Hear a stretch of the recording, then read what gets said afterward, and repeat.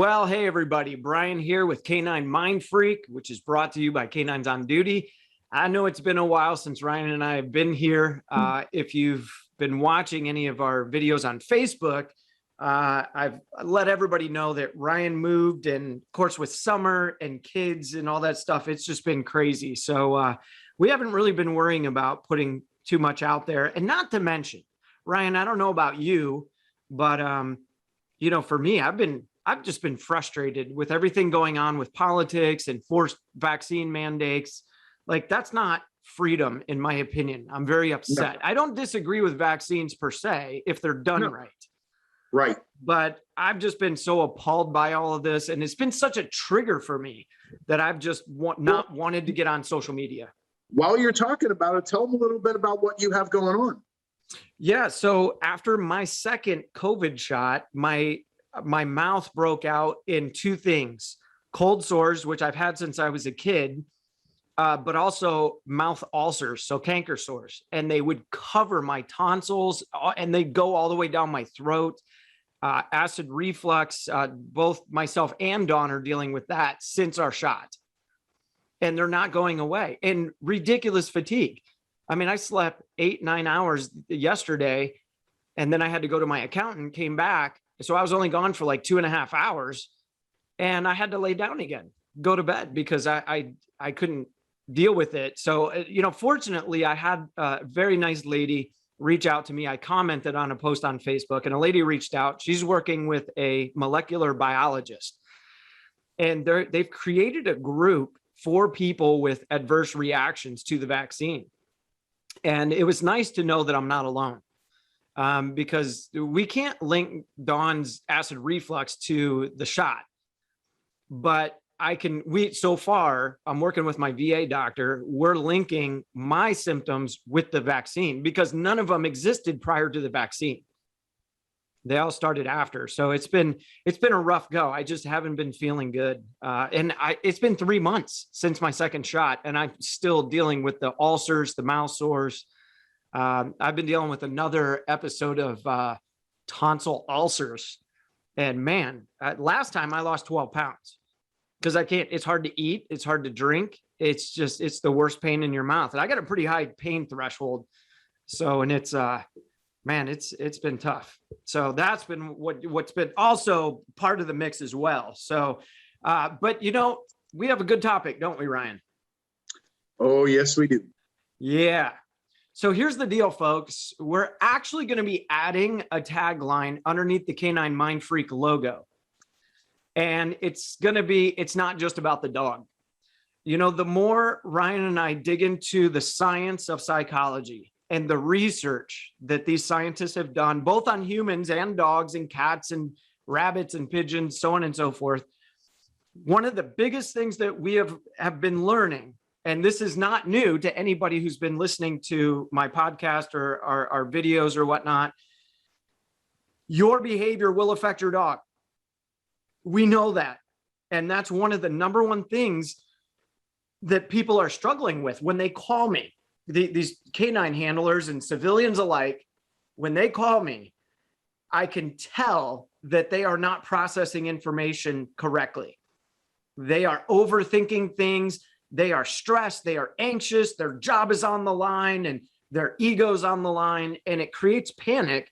And case in point, I was at the Canine Expose for, I can't remember the nonprofit off the top of my head. You'll have to excuse me, Kaylee, Todd, if you're listening. I'm sorry, I can't remember. I keep wanting to say Hometown Heroes, but I don't think that's it. Is that one that Ryan, Hometown Heroes? No, Project Canine Heroes. So maybe I'm right. Maybe it is Hometown Heroes then. But anyways, we did. There was this big canine expose, and then we had a competition. We had classroom for the handlers. We had 77 teams from all over the country. It was a really good time. And we have a special video to talk about when we get to the topic of the thalamus again, because one of the dogs actually went through a squad car window to get to the decoy. Now the window was not down. It was open, and the dog walked away with it would appear to be no issues. I mean, the dog was fine. He went right into another task. It was pretty amazing. But anyways, So one of the guys was running his dog, and it was on the same scenario where the dog went through the window. The scenario was the squad car was parked. We had bales of hay surrounding the car for the driver's side door. So the driver's side door was open.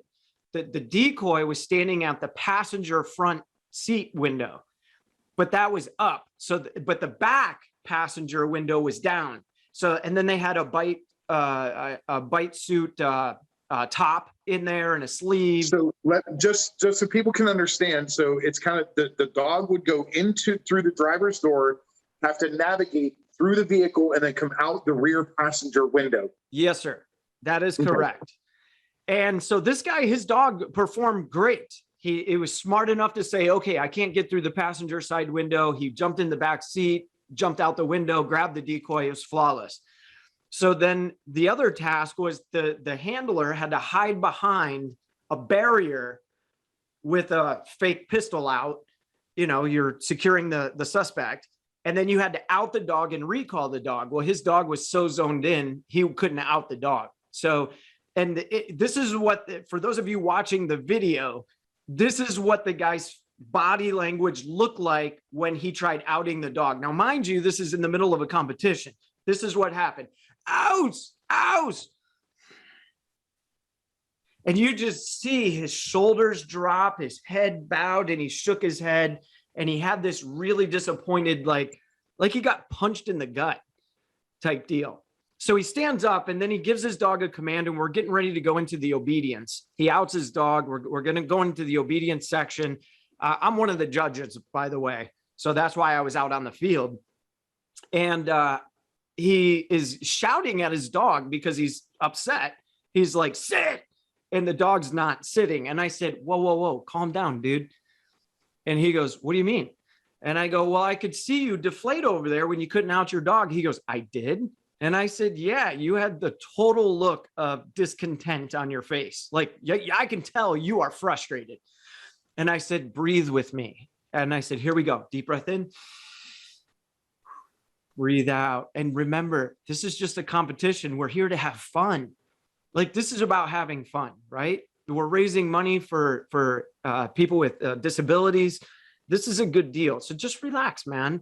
Now ask your dog, don't you feel a little more calmer? And he's like, yeah, man. And I'm like, now ask your dog nicely for a sit. And he said, sit. And she sat instantaneously.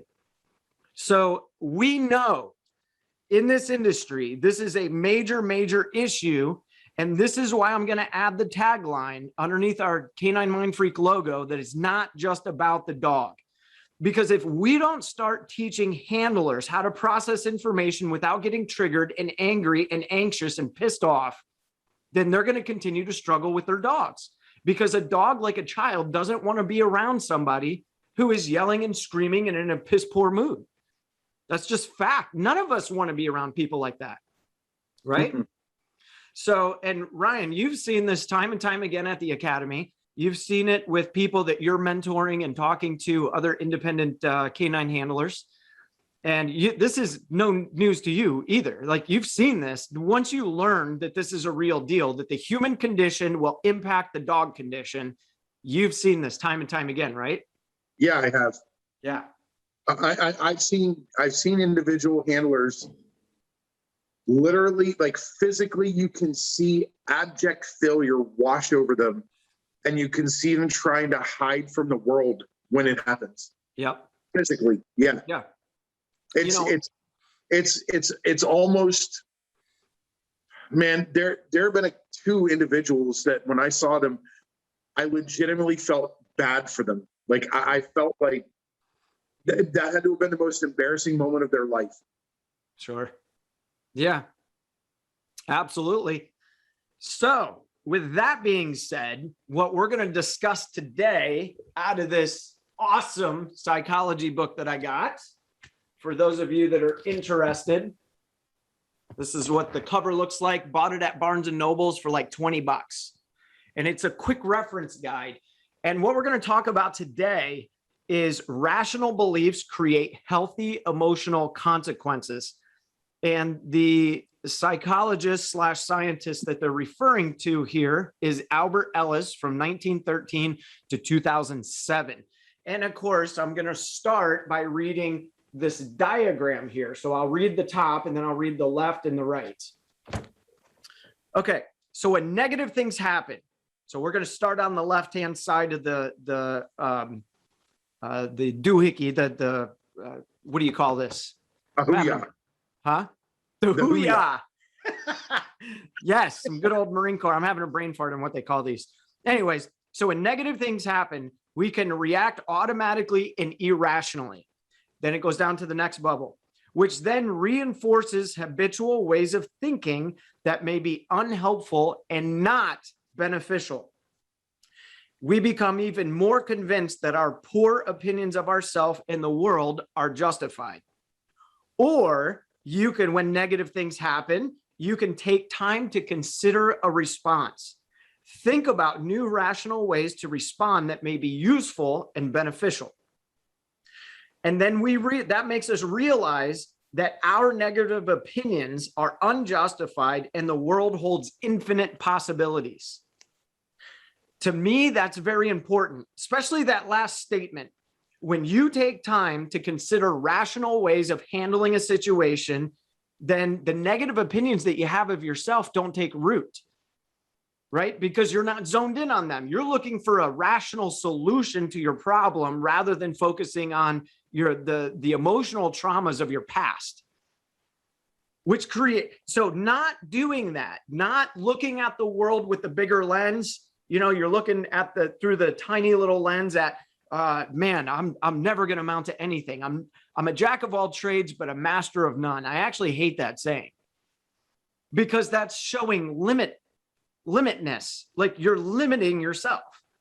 Mm-hmm. So what this is saying is that you got to step back and look at the world with a bigger lens. And you got to find rational, useful ways that'll benefit you in the moment of whatever's causing you stress and anxiety. So we don't do that because we're creatures of habit. And I'm going to read to you a little bit about some of the details of this. Do you have any comments before I start reading this, Ryan? No, you just look particularly sexy today. That's all. Thank you. I'll let Dawn know you think that as well. Okay. Irrational thinking. Ellis begins to describe his way of working as rational therapy because he believed that the majority of longstanding emotional problems are almost always due to irrational thinking.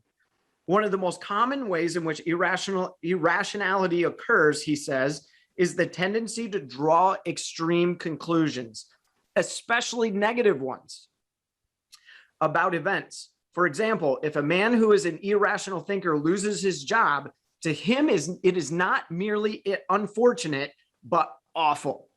He believes that he is worthless because he was fired, and he will never find another job. Ellis describes irrational beliefs as illogical, extreme, damaging, self-sabotaging. That's an important one. Because they cause unhealthy emotional consequences. And here's the thing, Ryan, let me throw this in here.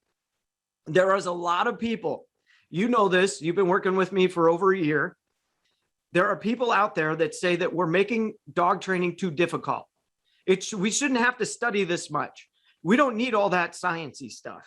But the truth is we actually do, because the truth is we're all driven by our emotions.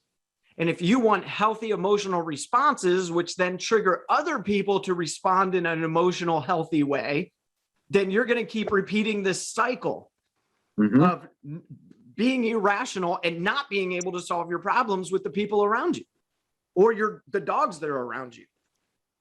So rational thinking creates the opposite effect. Ellis defines rational thinking as helpful to the self. It is based on tolerance and the ability to bear distress without assuming catastrophic negative conclusions, and is rooted in a belief in positive human potential. This is not to say that one turns a blind eye to negative factors in favor of naive positive beliefs. Rational thinking does acknowledge reasonable feelings of sorrow, guilt, and frustration. The rational thinker may lose her job. It may even have been her fault that she lost her job, but she knows she is not worthless. She may be upset with herself, but she knows that rationally, there is the possibility of another job. Rational thinking is balanced and always allows room for optimism and possibilities. It creates healthy emotional consequences, yet again. Ellis's notion to irrational thinking is influenced by Karen Horney's idea of the tyranny of the shoulds, or a preoccupation with the idea that something should magically be different from how it is. The struggle to reconcile these thoughts with reality is a painful and unending one. Rational thinking, on the other hand, focuses on acceptance. It maintains the balanced sense that sometimes things happen that we would prefer not to, but they are a part of life.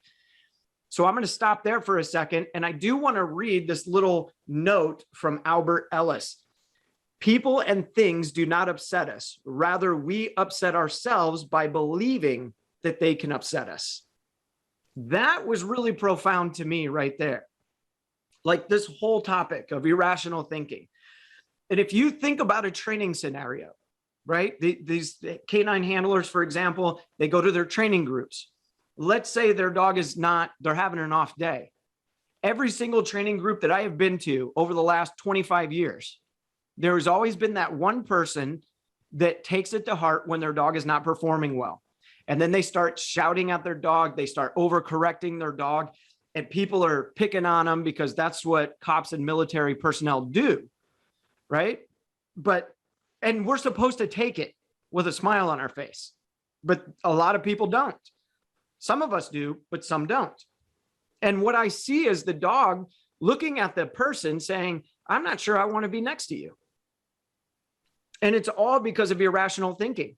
Maybe you're pissed off first off that your dog didn't perform that great, but you were just 40% pissed off. But then people in the group start picking fun at you. Now you're 60% pissed off. And then you try to run your dog again, and your dog's even worse because you're getting more and more stressed. So your dog keeps declining, which only enrages you more. Next thing you know, you're 100% pissed off. You put your dog up and the dog says, well, that was a terrible experience. The next time I come out and train, I'm not sure what I'm supposed to do. I don't know how to make mom or dad happy in this moment. Mm-hmm. And it's all because of irrational thinking. You know? So I want to give a personal example of this. Mm-hmm. And I'm going to bring up the contract dogs that were left behind in Afghanistan. Mm-hmm. Because, I talked to you a lot about this, and I was and still am very kind of emotional about that. Mm-hmm. But where I went to an irrational place with my thinking on that matter was, and then I said this to you and I said this to my wife both, I said, these dogs being left behind is unconscionable and unforgivable, and I put the blame at the feet of the handlers of the dogs, the managers of the companies that own the dogs, the owners of the companies, the U.S. military for not letting them get on a plane, the DOD for making the decisions they made, the administration in Washington, D.C., right up to Joe Biden. I laid the blame, and it is irrational for me to think that way. And I basically was giving the middle finger to all of it and saying, screw all of you.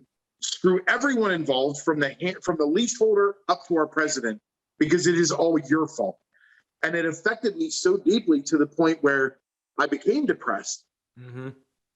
And that's just my example that I'm giving of where I went to an irrational place of thought and how it had affected me. Mm-hmm. And I'll be honest, and I'll tell everybody, I was not clicking with Yokai the way that I normally do. Period. I just wasn't. I mean, it wasn't like she wasn't coming up leash and biting me or anything like that. We just weren't clicking. I was irritable with her, like much, much more so than I ever would have been normally. I was nitpicking with her. Mm-hmm. If I was sitting down and I told her to center between my legs and she didn't do it instantly, I was leveling up 4 instead of leveling up 1 like I should have. Yeah, let me interject right there. And that is human nature right there, right? See, you were feeling stress and anxiety from not being able to control a situation. Like, because, you and I and millions of other people, we have just massive hearts for these creatures, these animals, these dogs, and we can't do anything. So what happens, our unconscious mind searches our environment for things we can control. So when you give your dog a command, that's a form of control. And if they're not listening because they can sense that you're not on your game, that there's something not right with that, he's acting very irrational. I don't know what to make of this. It creates more confusion, which then frustrates you because, oh, I'm losing control yet again. I just wanted to interject that's something that we've studied. 100% on the mark. Yep.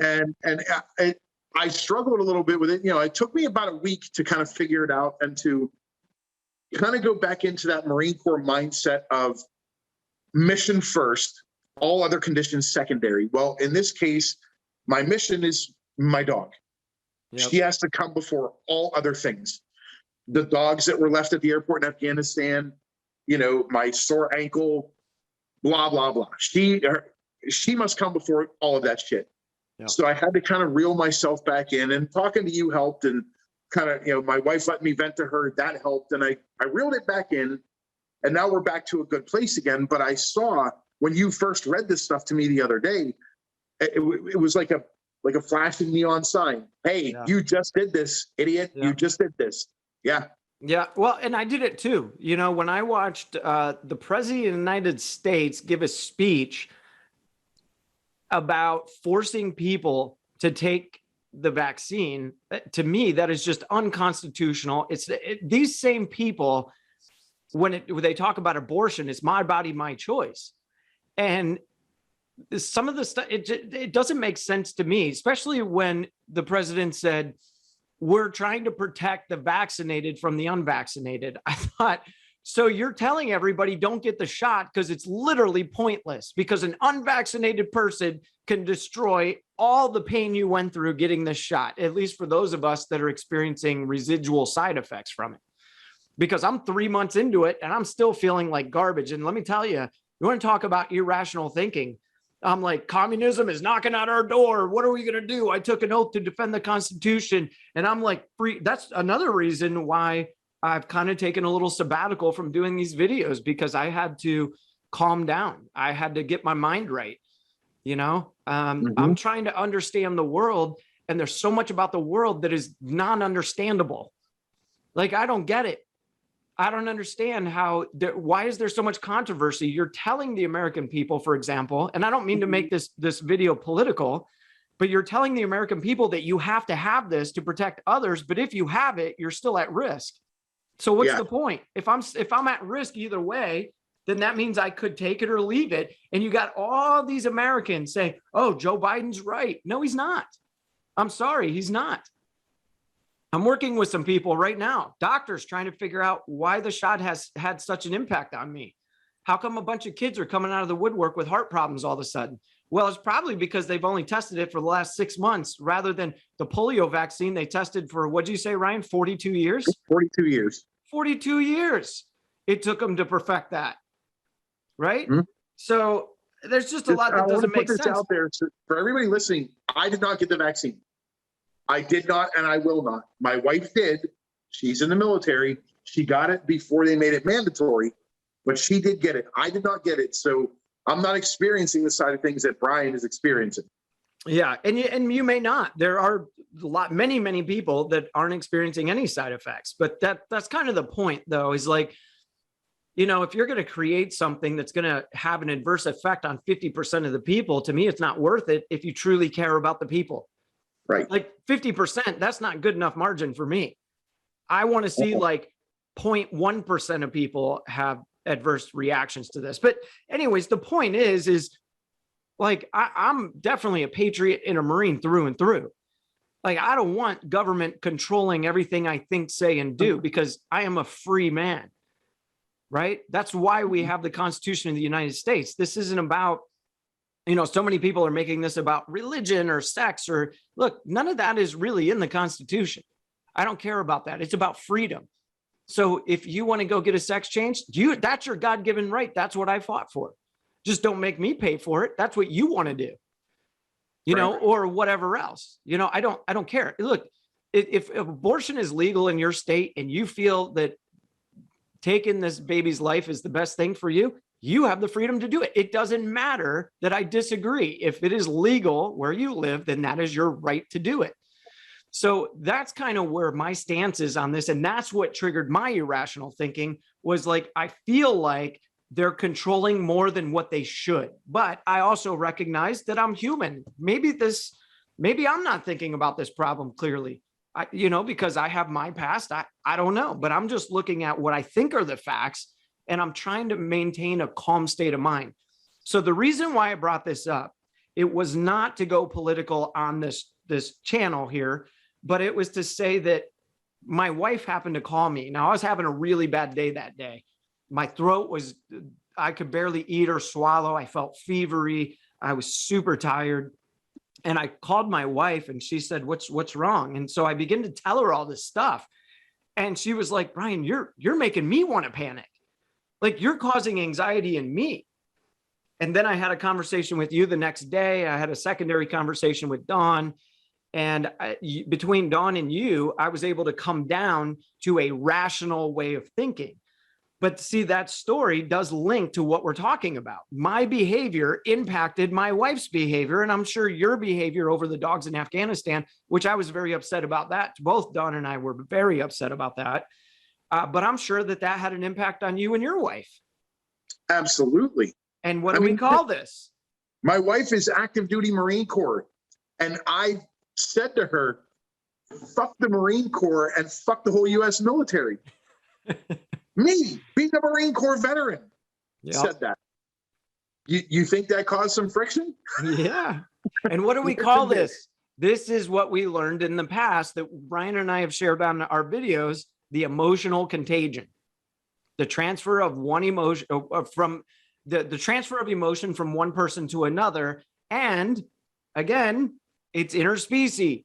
So our emotional status can transfer into our dog. So if we're exhibiting stress and anxiety, your dog is going to express that. And we have a ton of research on this from some really smart people that are saying, yeah, this is a real deal.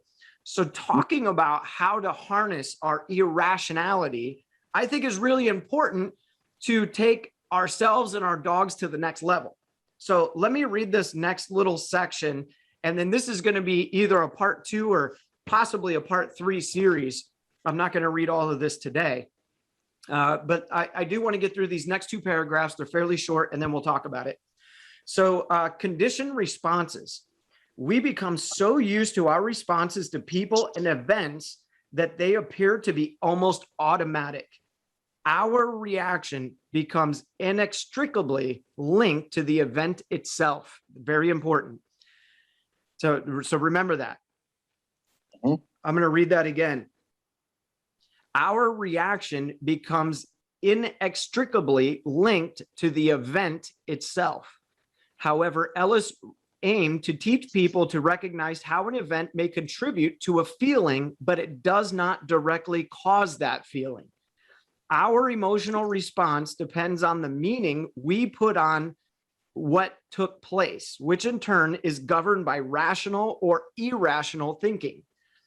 As the name implies, rational emotional behavior therapy examines both the emotional responses, which is a cognitive process, and the behavior. The links between the two flow in both directions. It is possible to change your thinking through changing your behavior, to change your behavior through changing your thinking. Ellis suggests that the way to change one's thinking involves being able to recognize and then dispute irrational beliefs, challenging them with rational thoughts.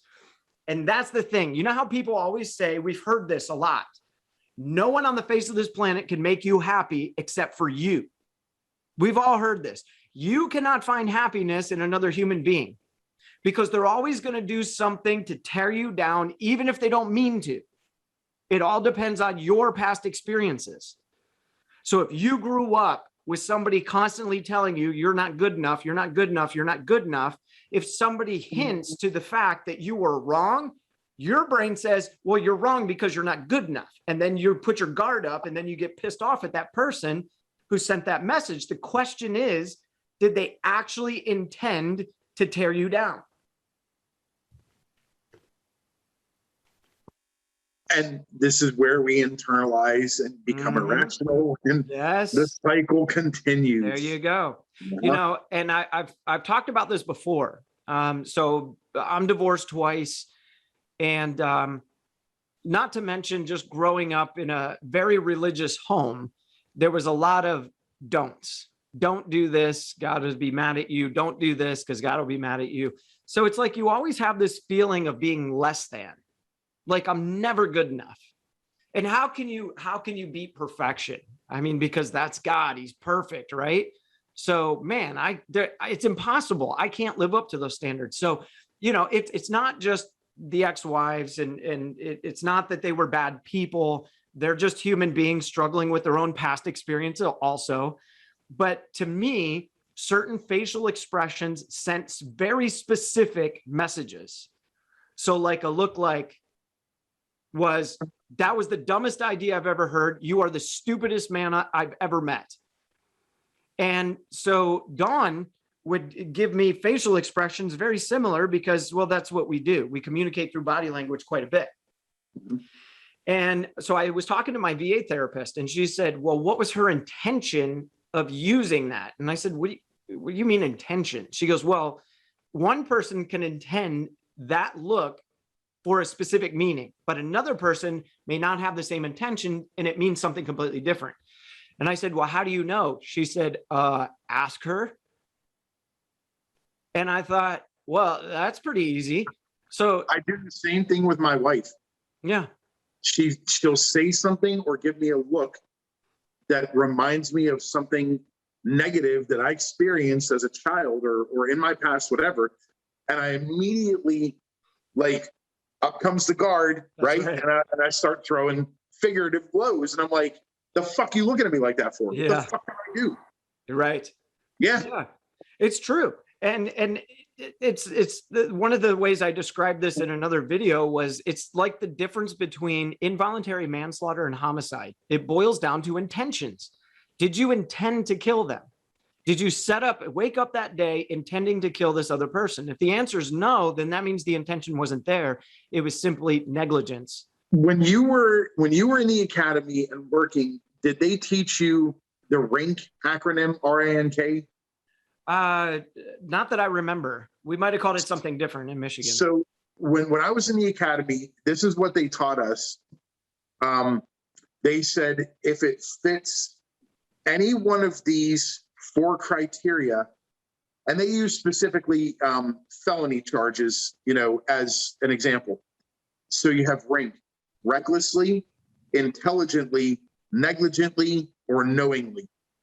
If it fits one or more of those, and you're pushing a felony charge, chances are it's going to stick. Right. But there's that intentionally and intelligently, the I part of it. Right. Did they intelligently do it? If they didn't, well, then no dice. Right. Yes. And so think about that. Think about the canine handler or the person on the field getting ready for a competition, and they woke up and they had an argument with their spouse. So they're already in an upset mood. Like, why would you do this on the day of this competition? Right. And then we're already a little irritated. We already have a chip on our shoulder because of that experience. And then we're behind slow people because now we're running late because we had to wrap up the argument with our spouse.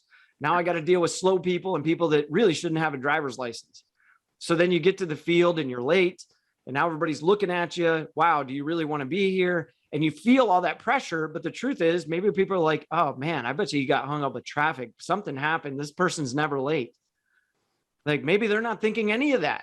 But your irrational mind and one thing caused a little bit more irrational thinking, but then you kind of planed out, but then something else happened. I know that happens to me all the time.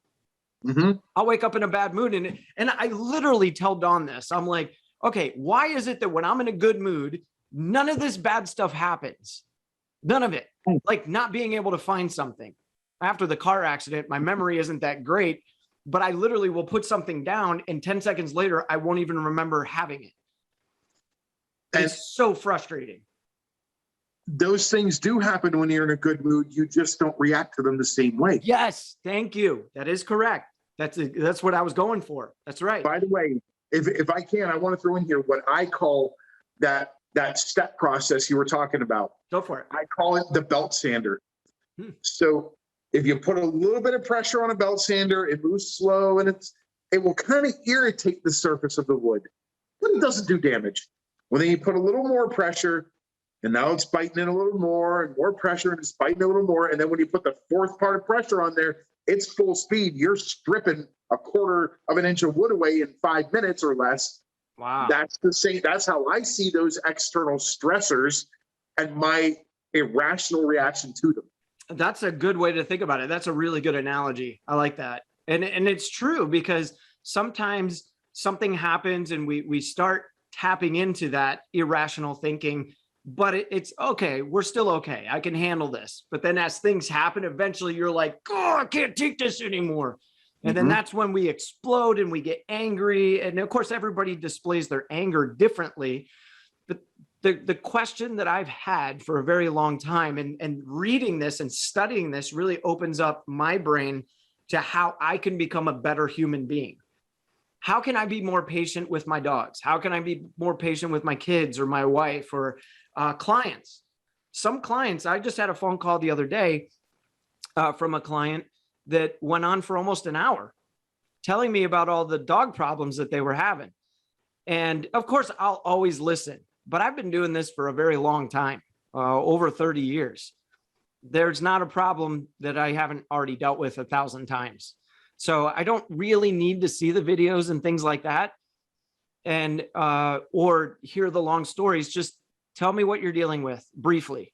That's all I need. Now, do people know that? No. And am I going to tell them that? No, because I want each and every one of my clients to feel like they're heard. So I listen, but I don't need to do that. But even after all that, this person was like, well, I can send you this, this, and this, and this. I said, no, I really don't. I'll watch it, but I don't need it to do my job. And this person was like almost taken back for a second. Like, what, I've already been to other trainers that needed to see all this. Why is there a difference? I don't understand why you wouldn't, but they would. And I said, well, I've just been training, over 30 years. Maybe they've been training less and they just have less life experiences in dealing with dogs. I don't know, but by all means, you can send me the videos, but I can tell you, I've already dealt with this 1,000 times. Can I just chirp in here and be a human being and put this very succinctly? Yeah. I'm gonna quote The Rock, Dwayne Johnson, the wrestler, because those other trainers absolutely sucked. That's what he would say. I don't think that a lot of trainers suck per se. I think some of them do. I agree. And I want to say this so that people don't think I'm just being some elitist asshole. Yeah. It's not that they suck. They just don't know what they don't know. Yes. Thank you. And that's ignorance. We've talked about this before. People get irrationally thinking when they hear the word ignorant, but ignorant just means lack of knowledge. If you look up the definition, ignorance is not an insult. It just means you don't know everything about this topic. I want to put a little anecdote in here with this. If everybody looks right over here above, kind of off to my shoulder there, that's MWD Sita. That's my dog that I adopted from the Marine Corps. She's obviously deceased. She was not a box in life, but her urn is up there, and that's her flag and her collar and that kind of stuff. When I adopted her, I had no canine experience whatsoever. So I did a lot of things with her that I would never do with Yokai because I didn't know what I didn't know then. And to give it a small example, we were still in Okinawa, Japan when this happened. I had a friend who was an Air Force cop from Kadena Air Base. He rode his motorcycle up to my house one day. He and I were going to go riding up in the mountains. Well, he got to my house. We were just hanging out a little bit, and I had my garage door open, and he had hung his riding jacket on the back of the chair at the desk in my garage. Well, I let Sita out, and Sita was out just kind of playing around with us and doing dog stuff. Well, she went in the garage and she sniffed his jacket, and she alerted. I didn't know at the time really what she was doing, but she sat and stared at his jacket. This nose this far away from the pocket. So I looked at him and I said, dude, what do you have in your coat? And he was like, nothing. I said, you sure? He was like, no, I don't have anything in there, dude. And I was like, okay. So I mean, not knowing, I said, hey, leave it. Come here. I called her off it. I didn't praise her. I didn't do anything. That's something that for years and years and years, I did not forgive myself for. Sure. But I didn't know what I didn't know. Right. And as it turns out, years later, once I got canine experience, I was talking to him actually. I drove up to Pennsylvania earlier this year. You remember I had to go renew my gun permit. Yeah. Well, I met up with him while I was up there in my hometown, which is incidentally, he lives there too. And we were talking about that. And I had asked him that day, had you been at the range or anything? He was like, yeah. I said, did you go in uniform? No, I rode my bike to the range. It was gunshot residue. No kidding. From his hands to his pocket. Well, CETA alerted on that. And I didn't know to pay her. I didn't know any of that shit. Right. So that it's again, it's you don't know what you don't know. I was by definition ignorant. Yep. Yeah. So I just want people to understand that I don't think I'm not an elitist asshole. And there's still a lot that I don't know very clearly. But right there is the proof that we don't know what we don't know, and we will handle things in a manner that is, for better lack of verbiage, lacking. We'll handle things in a way that's lacking because we don't know that we don't know something. Correct. Which is exactly why we are having these conversations, and a lot of people are like, well, I came to your channel to learn about dogs and you talk more about the human condition. Well, if a car is driving poorly on the road, is it the car's fault or the person behind the wheel? It's the person behind the wheel. So you teach them how to drive better, right? You teach them, proper speed and proper braking, proper turning. So you work with the human. If the human isn't getting it, then you need to be creative and learn why they're not getting it. It's the only way, because if not, their driving's not going to improve. So here we are. There's something to be said here also for a little bit of discernment, because there could be something wrong with the car. And this is where, if the human doesn't seem to be getting it, now you have to a little bit discern. You know what? Maybe the alignment's off on the car. Correct. But maybe there's a strut broken. So who's got to learn that stuff though? Right. The driver. That's right. The driver doesn't know what they don't know. So it's up to the person, the third person, to discern, hey, I have to look at both ends to find where the problem is, and then teach the driver. Yeah. How many times do we hear about these young high school / college girls and boys that never check the oil in their engine? Parents worked really hard to get them a car, a mid-grade car, nothing super fancy, and they never changed the oil. And a year later, the engine seized, and I don't know what happened. Oh, mom and dad will buy me another one. No, teach your children. We've got to educate the driver. That's the handler. And we got to teach you about the alignment of the car. We got to teach you about all this other stuff. Now, there's a lot of people that are like, well, I've been handling a dog for 15 years. I don't need to know anything else. Okay, so you have irrational thinking figured out, and you know how to control yourself when you're anxious and when you're stressed out to the max. Most people that claim that they know everything about dogs, and they very well may, they don't know about themselves. They don't know how to control their thinking when they're overly stressed. Think about specifically in the military and law enforcement. You know how many times you have to bite your tongue throughout the day so that you don't cross any legal boundaries?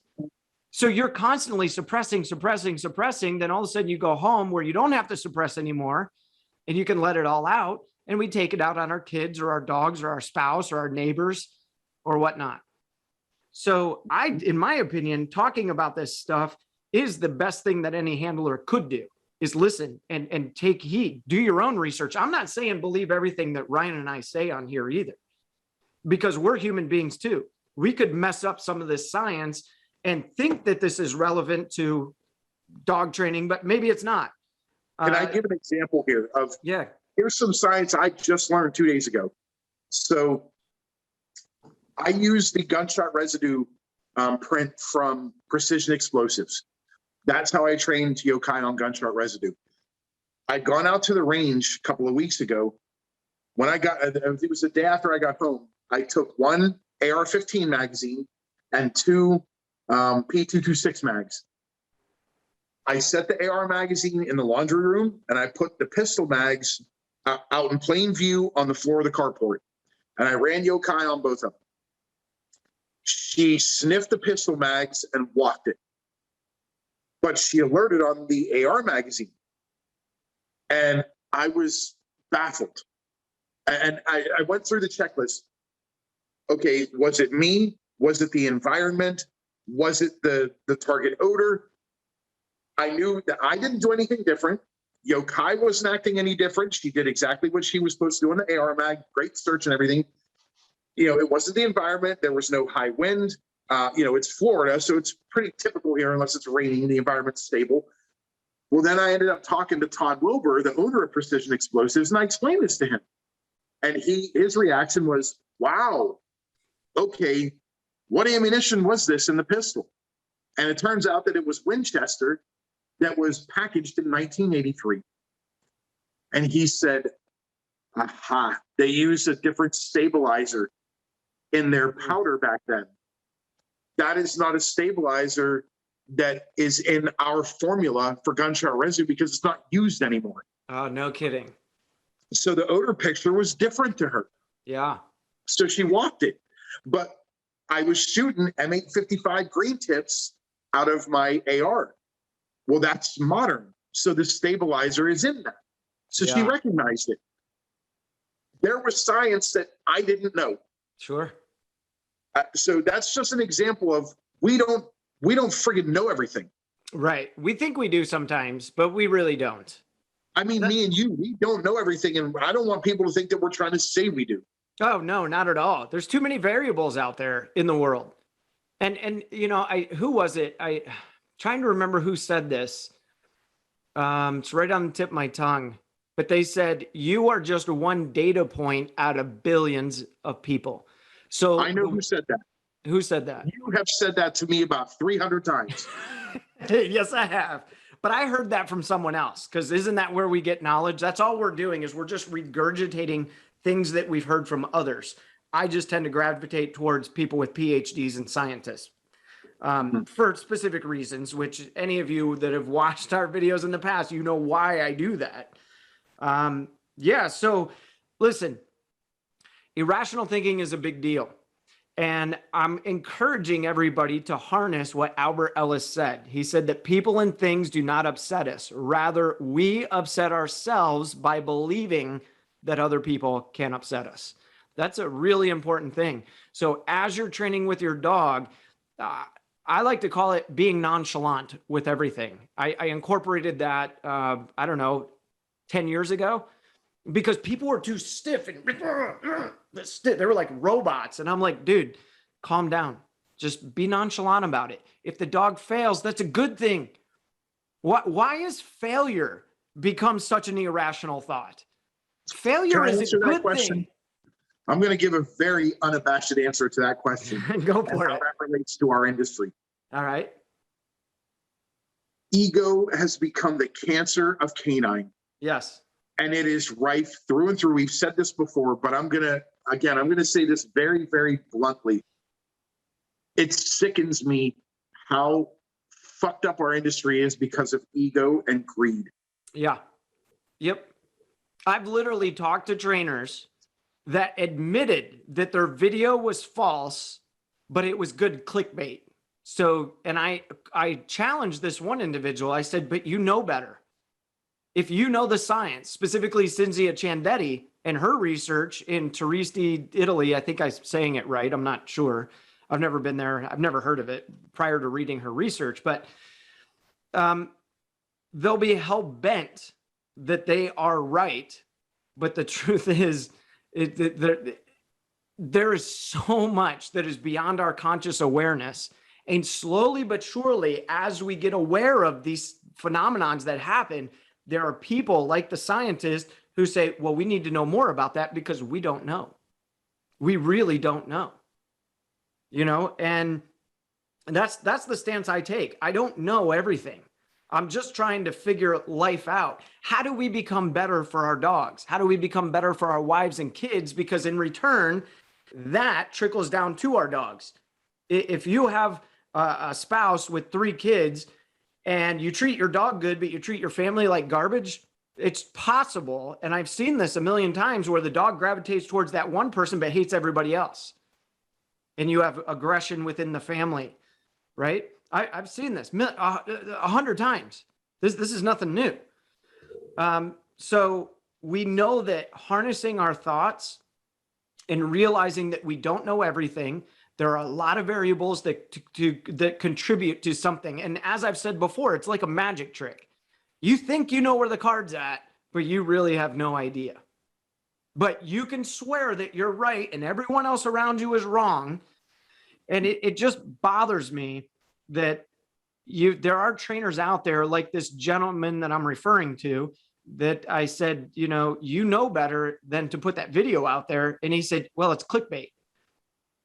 And he's like, you got to give people what they want. That's how you make money. And I got to tell you, I got to be really brutally honest here. It made my stomach turn, because here's an individual taking money from people, expecting truth, but yet he admitted that he lies about that stuff so that he can get clicks. You want to know why I'm not a multimillionaire in this business? Is because I'm brutally honest with people. Do you realize that there are some people where I'm like, we don't even need to work with your dog. We need to work on your attitude. That has happened more times than I can count. And I counsel the people, which is one of the reasons why I went to school for studying psychology. So I can literally help people think differently. Now, I don't have my degree. I'm about 3/4 of the way done with my bachelor's, but I know enough to give people friendly advice, plus going through therapy, dealing with my post-traumatic stress and other situations that I deal with. I'm learning how to view everything with a bigger lens so that I'm not focused on that tiny little point of, well, my wife did this or my dog did that, Instead, I'd rather look at it in a more productive way. Okay, well, first off, didn't I fight for freedom? Yeah. So even if they mean it that way, do they have the God-given right to think and feel that? Yes, they do. Well, guess what that does to me? It calms me down, because I'm like, well, if that's their truth, it's their truth. But how do I know if it's their truth? Well, I don't know. Okay, so I talk to my therapist. That's a rational thought. My therapist says, just simply ask her. So I begin to ask her. And guess what? We fight hardly at all when I made these changes. And Dawn, I got to give it up for my wife. I got to give her an amazing shout out. My wife is like a chameleon in a good way, not a deceiver, but she's willing to change with the times, right? So as I'm evolving, she's evolving with me, which is a beautiful thing. To have a spouse say, wow, the things that you're learning and to be a better human being, I want to take part in that too. That's pretty awesome. So I'm really fortunate that I found such an amazing human being for myself. But I'm reaping the consequences of harnessing rational thoughts. And guess what? I did some bite work with Tracer the other day, which we stopped doing because he bit the maintenance man at the apartment complex. Not a fun day. Although it was the guy's fault. He didn't ask to come up and pet Tracer. He just walked up, started petting him. And Tracer is a fully trained protection dog. And Dawn was the handler that day. I was upstairs. She had him out. So he was even more protective of her. But anyways, we've held off on that. But I was in just an amazing mindset that day. And even Dawn was like, wow, you did things, or you elicited things in my dog that I've never seen before. Now, to give you a little bit of the history, I've only been in their life for about 3 years. Dawn's had him 5 years prior to even meeting me. He's almost 8 years old. So she had already done all sorts of training. And she was like, well, we only went so far with the bite work. They kept telling me, put my dog up, put my dog up. Every time he didn't do something good, I had to put him up. I'm like, well, that's ridiculous. You leave the dog out and you work through the problem. So he, not even on leash, he had a problem with typewriting. I didn't even have a leash on him, and I was able to fix the typewriter because I was in a good, calm mindset. And he can be a jerk on bite work. He can typewriter, but I thought, well, okay. So if you're standing there and the dog is doing this, what if I jog a little bit? If the dog has forward motion, how can they do this? And he couldn't. So I just kept moving for like the first 10 bites. I just kept moving, and he couldn't typewriter, because if he did, he lost it. And then next thing you know, I tried, okay, well, let me stop and see if he typewriters. If he does, I'll take off running again. And he didn't. He just stayed on and started pulling. And then I'd give him a little bit of flex to, get him to clamp a little hard. He did such a great job. So I tried to do this before, but I was in a high plate. I had a lot of stress on my plate. It doesn't matter how much knowledge you have in your head. When you are faced with stress and anxiety, irrational thinking can happen and completely destroy all the knowledge that you have in your head, especially with psychology. I know all this stuff. I've been studying this for a very, very long time. But when it happens to me, even with that knowledge isn't at the forefront of my brain, the stress is.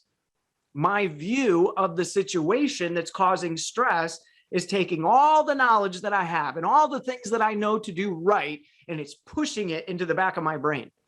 Mm-hmm. So if I want to be a better human being, then that means I have to be disciplined to pull that information from suppression to the forefront of my brain and make that override the stress of the situation, because the stress is only my interpretation of what's actually happening.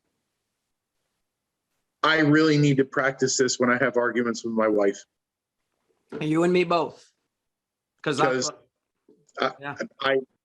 I tend to, as soon as it starts to get a little bit hectic, I go into full-on hey diddle diddle assault up the middle. And I become very defensive and sometimes very loud. I mean, right. I don't like put holes in walls or anything crazy like that, but yeah, I need to learn how to take that step back and bring the adult Ryan to the forefront and leave 18-year-old PFC Ryan in the back. Yeah, well, let's go back to what Albert Ellis said. He said, our reaction becomes inextricably linked to the event itself. So if as an adult, when you're faced with conflict, if you're behaving a certain way, that means you behaved that way in the past. Mm-hmm. The question is, what triggered that in your past? No, I'm not all into the Freudian concept that everything happens when you're a child, and that paves the way for your psychology as in the future. I believe new events can create new psychological imprints and all that, right? But I do believe that whenever we have a lot of repetition, that's what programs the unconscious mind. So that's another thing that I'm learning through my therapy is, well, when did this emotional response start? And a lot of times it did start when I was a kid. I was a social outcast. I didn't get along with the other kids. I had like severe like ADHD, I guess. I was never diagnosed, but I couldn't focus in school. I was the kid that would stand up on the desk and flip off the teacher. I would sneak out the window, climb down the wall and go get candy for everybody. I feel bad for my teachers now because I was a little hellion back then. But every time I was faced with conflict, it boiled down to, well, you're not listening to God, and shame on you for not listening. Because if you really were listening to God, you wouldn't behave that way. And I'm just like, well, school doesn't do it for me. It has nothing to do with God. I don't know. I couldn't focus. I couldn't be there. Yeah. And so anytime somebody makes me feel like that I'm wrong, my dukes come up. Right. Mm-hmm. And it all started from when I was a kid. So, and I think it was Brene Brown. She's a psychologist, and she talks about vulnerability in her books. That's her main focus of study, is vulnerability and the power of vulnerability. But she talks about the self-serving behaviors that we did as a child to protect us. If we have hung on to those as an adult, the question is, do those things still serve us? So for example, maybe you have a child that is a loudmouth and they're always back talking mom and dad and teachers. Can I ask a question? Yeah. Would it be fair to say, do those things serve us productively? Yes. Because they can serve negatively, but do they serve positively? Correct. Yes. Right. Okay. Yeah. Yeah. Yeah. I just want to make sure I'm understanding this. Yeah. No problem. I appreciate the question. But think about that. If you have a child that is one of those confident children, one of those confident kids, Child creatures. little tongue tied there. And they're always back talking. They're very verbal. They grow up into, in some cases, not all cases, but you get the so-called Karens, right? Because they're always loud and they know that the more loud they are, people get embarrassed. So they just give them what they want. The question is, if that is you and that carried over into your adulthood, are you really maximizing the amount of relationships that you could have? Clearly not. No, because people are going to be like, no, that person, they're not nice. They're loud. They're embarrassing. No, I don't want to hang out with them. So technically that behavior, it's not serving you as an adult. If anything, it's limiting the amount of possibilities for a successful future. We depend on people to make our business grow or, help us around the house or whatnot. We need people. We're social creatures. We have to have people. So anybody that tells me, well, I don't care about people, I already know they're lying. It's human nature. They've done research on being completely set apart from from people. Being in isolation has some very, very severe psychological consequences. Mm-hmm. So we know we need people. So that's the question. Is that serving you today as an adult? And if you actually stop and think about it, some people won't think that deep into it and they'll be like, yeah, it's still serving me. Well, no, it's not, because nobody wants to be your friend. That's why I asked about, can you add the word productively or positively to the serving? Well, we can. I was just quoting Brene Brown and she didn't have that in there. Right. But for yes, like me, that helps differentiate the meaning of it and the correct assignment of that term. Absolutely. Absolutely. And I think that's true, because there are some behaviors that still serve us in a positive way that we developed as a kid. Like for me, I'm a people person, and you asked Dawn, it doesn't matter where we go. If they have a name tag on, I use their first name. I thank them for what they're doing. It's like, I'll talk to anybody. And which, by the way, that's really amazing. When you do that, like if we're at Starbucks or something, I'll look at that person. I'll be like, hey, Janet, thank you so much for being here and doing what you do. They give almost 100% of the time, their eyes get big and like, oh, somebody just told me thank you for doing my job. That never happens, right? And I learned at a young age that the better I treat people, the more they're willing to help me when I'm in need. It's a give-take relationship. So that would be a positive behavior that still serves me justice today. Yeah. So yeah, you're 100% right in that. But I think that we need to start looking at, if you have a dog or if you're a handler, you need to start looking at your past problem-solving behaviors that you quite possibly developed as a child. And that's the other thing. Remember, as a child, you did not have a fully developed brain. So that means and not only did you not have a fully developed brain, but you also are lacking the life experiences to make a good decision. That's why a lot of our childhood behaviors that we use to solve a problem during that time do not serve us any justice at all as an adult. That's one of the main reasons as to why. And that trickles into irrational thinking, because you could have developed irrational thinking as a child. Oh my God, the sky is falling when dad or mom yells at me. It's so bad. Well, no, it's really not that bad. They're your parents. They're not going to drown you in a tub like some of the crazy people. The percentage of those people are very minimal compared to the population that have children. So it's very unlikely that that's going to happen to you. So what are we so worried about? Acceptance? Well, how come we couldn't have been raised to understand that not everybody in the world has to accept us? Not everybody in the world is going to like us. Could that be a symptom of ego? Oh, I think so. Absolutely. It could be tied to ego. We actually have a whole section in this book about ego, which I think we should do another video on. It breaks down the ego and the, man, I'm just having the massive brain farts today. Can I try the id, ego, and superego? There you go. Thank you. I was going to say superego. It didn't sound right to my brain.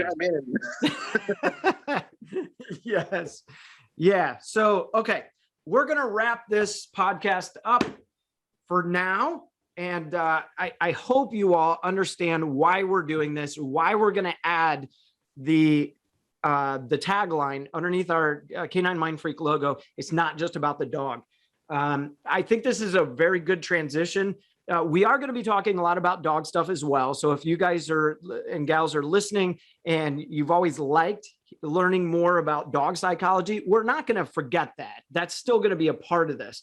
But this was important to me today because I'm getting too many clients right now that their main problem is stressing out and it's affecting the performance of the dog.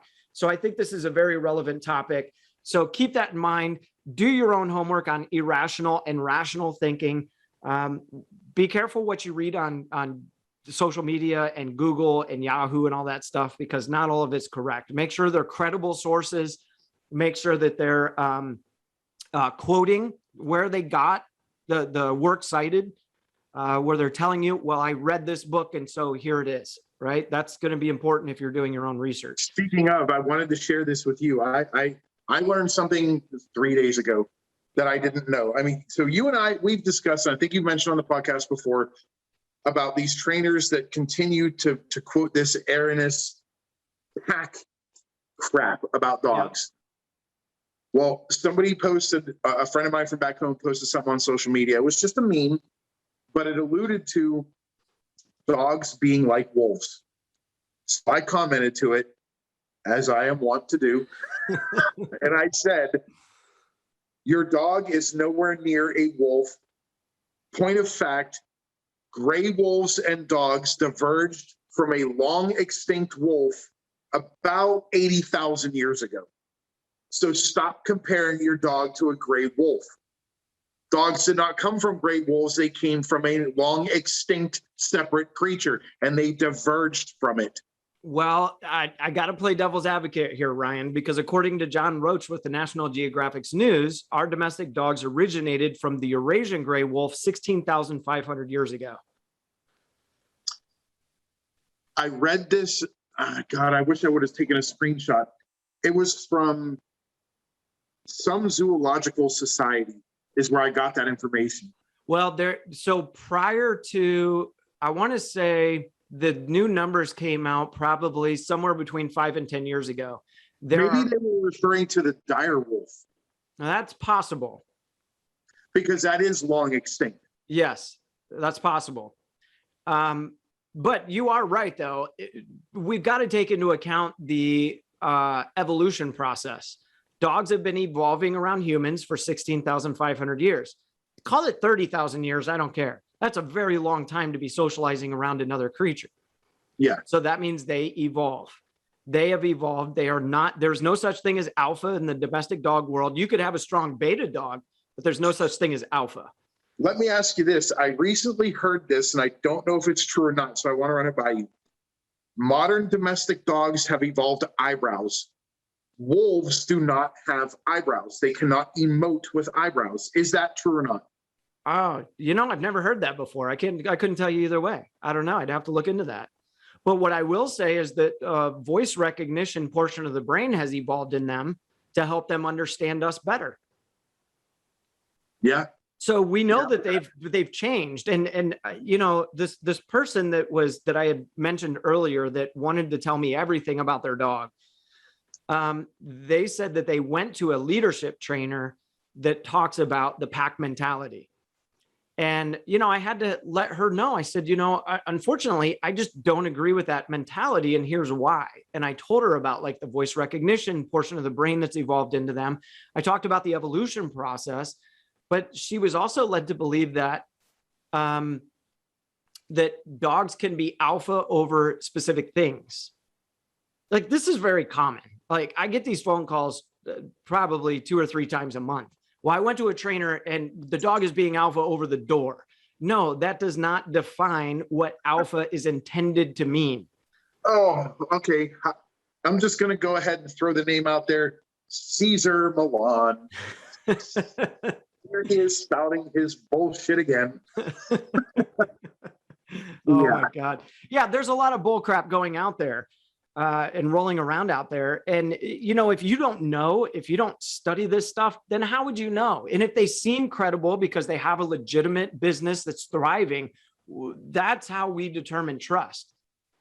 Well, they must know what they're talking about. Trainers out there, mainly police canine trainers, that still believe in the alpha role. And they're making a lot of money, but that's some bullshit. Oh, yes, it is. In fact, there's been research that suggests that alpha rolling your dog actually creates more or higher levels of aggression than anything else, simply because the dog doesn't understand it. And that's the other thing. If you truly had an alpha dog, you'd be in the hospital every day, because the premises of alpha means total domination in order to keep a pack of wild wolves in line so that they're not fighting against each other. It's set up just like a military platoon. The alpha or alphas, and typically it's mostly the alphas are female, but you can have a male female. So you've got a platoon sergeant and squad leaders. That's right. And they are very strict. And that's where the alpha role comes in, because it's either that or it's a fight to the death. But they don't play around. But we don't see that same mentality in domestic dogs. So the fact that that's still being taught in this industry is absolutely absurd. And I am telling you that if you are thinking about giving your hard-earned money and your precious time to a trainer that is spewing these lies, don't do it. You need to know what you're getting into here, because that's not based on any truth. And I've got cases right now where dogs were alpha rolled, and next thing you know, they're putting the handler in the hospital. My wife's cousin, I just learned this the other day. So she had an issue with her dog. They took the dog for an MRI yesterday. The dog is having some spinal issues, but she had taken her 2 beagles to obedience training up in Pennsylvania. And it was just the other day that I found out this is what this trainer did when the dogs did not instantly sit or weren't getting the concept of whatever it was they were being taught. Specifically about barking. When the dogs would bark, this trainer would spray lemon juice in the dog's face. She told me this, and I was taken aback. I took a second to collect my thoughts, and all I could say to her was, "You're fucking kidding me, right? What the fuck?" You ever get lemon juice in your eyes? Yeah. It ain't fun. No, dude, it's one of those things that, young non-rape Marines do to each other because we're idiots. Is you squeeze the peel in your buddy's eye. Yeah. Yeah. And that's one of the other things that Ryan and I have talked about as far as our channel. We're going to take some of the polite gloves off, and we're going to talk more about some of the fictitious methods of training, or the old school methods of training that are now irrelevant because of the evolution process. Yeah. So we're not going to tiptoe around as much as we have. Are we going to create a little bit of controversy out there? Sure. Are we going to get more hate mail? Probably. But I feel it's my duty to educate all of you out there that are following us and listening to us. I'm tired of being lied to. That's my driving force behind this, Ryan. And I hope everyone listening understands that. I am sick and tired of being lied to by politicians, by dog trainers, by professors, by people in general. I hate this. I hate not knowing. Just give it to me straight, right? Tell me the truth. Don't tiptoe around it. Give it to me straight. Well, that's not happening in our society. So Ryan and I, we've agreed that we want to be that voice. We will pick up that sacrificial sword and fall on it because we're going to have a lot of haters, especially as we share some of the truth behind some of these methods. It's ridiculous. So, all right. Well, I don't want to kick a dead horse here. So we're going to bring this podcast to a close. We're going to follow up with another podcast next week, finishing off irrational thinking. And then I think we're going to figure out what to talk about from there. I have a few topics in mind, so we'll hash this out. We got nothing but time. So we can cover a lot of different topics. So You Ryan, son of a bitch, I'm in. You son of a bitch, I'm in. Hey, Ryan, thank you so much for joining me today. All of you listening or watching the video, thank you so much for tuning in. We appreciate your support. Without you, well, we wouldn't be here. Thank you so much for taking an interest in Canines on Duty and Canine Mind Freak. And until next time, stay safe, watch your six, and as always, Semper Fi. Semper Fi.